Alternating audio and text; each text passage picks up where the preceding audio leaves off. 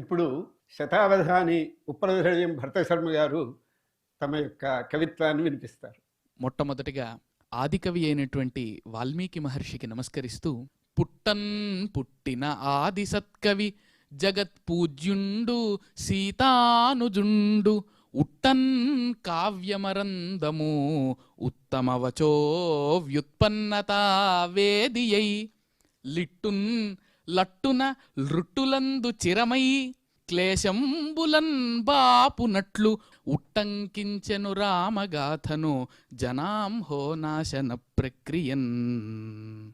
ధర్మము వెంట సత్యము భంగి ప్రాణేషుననుగమించిన క్షమాఖ్యాత సీత అగ్రజానుష్ఠాతయైచను నిజ భర్తను ఒప్పు గుణాలంబ ఊర్మిళాంబ తన ప్రాణమొసగి మిత్రకళత్రమానమ్ము మోయు సంస్ఫూర్తి జటాయుమూర్తి స్వామి కార్యము దక్క స్వాత్మకార్యమిరుంగనట్టి భక్తి విభూతి అనిలసూతి సోదరుండైన ధర్మ విచ్యుతుడటంచు విడచు గుణభూషణుండు విభీషణుండు మున్నుగాగల దివ్యరాముని చరిత్ర విశ్వమానవ కావ్యమై వెలుగునెప్పుడు.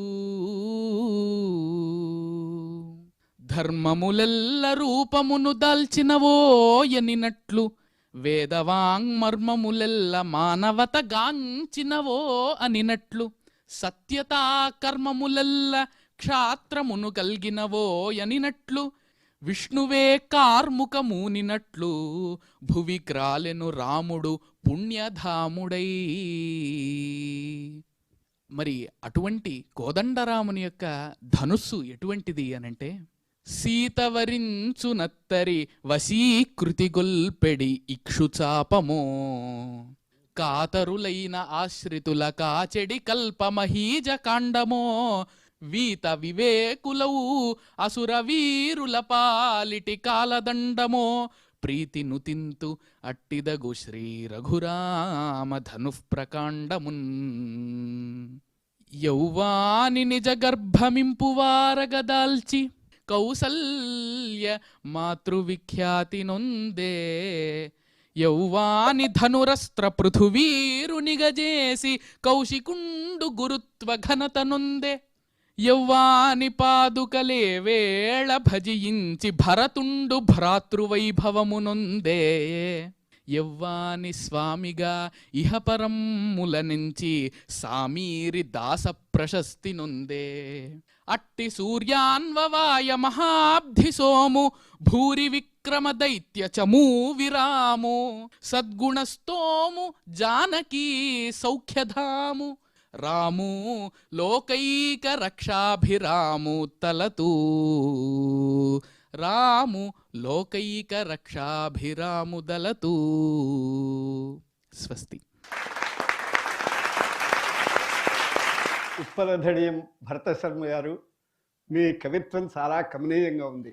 అందరూ మర్చిపోయిన సంగతి కాదు, కానీ గుర్తున్నా చెప్పని సంగతి. కూజంతం రామరామేతి మధురం మధురాక్షరం ఆరుహ్య కవితాశాఖాం వందే వాల్మీకి కోకిలం అని చెప్పి ఆది కవిని తలచి మొదలుపెట్టడం ఎంతో సముచితంగా ఉంది.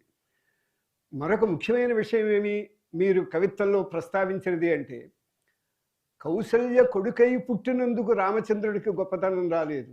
రామచంద్రుడు లాంటి కొడుకును కన్నందుకు కౌసల్య అమ్మలలో మేటి అయింది. అలాగే విశ్వామిత్రుడు గురువుగా ఉన్నందుకు రామచంద్రుడికి వచ్చిన గొప్పతనం ఏమీ లేదు. రామచంద్రుడు శిష్యుడిగా ఉన్నందుకు ఆ విశ్వామిత్రుడు గురువులలో మేటి అయ్యాడు.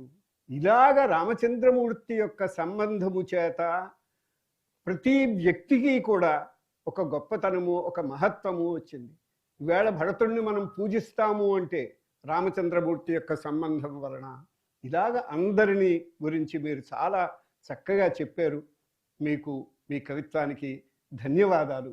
చాలా అద్భుతమైనటువంటి కవిత్వం, చాలా సంతోషం. కవి పుంగవులలో అత్యంత కనిష్ట వయస్కుడైన ఎంతో మధురాతి మధురములైనటువంటి ఉత్పలమాలికలను, సీసములను ఇతరేతర వృత్తములను కూడా చాలా అందంగా శ్రీరామచంద్ర ప్రభుల వారి స్తోత్రమునకై భరత శర్మ గారు తన కవితను ఇక్కడ వ్యక్తపరిచారు.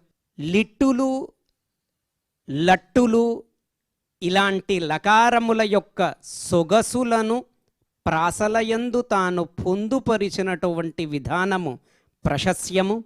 నువ్వు చిరకీర్తితుడవు, చిరవర్ధిష్ణువు అవ్వాలనేసి ఆశించేస్తున్నాము.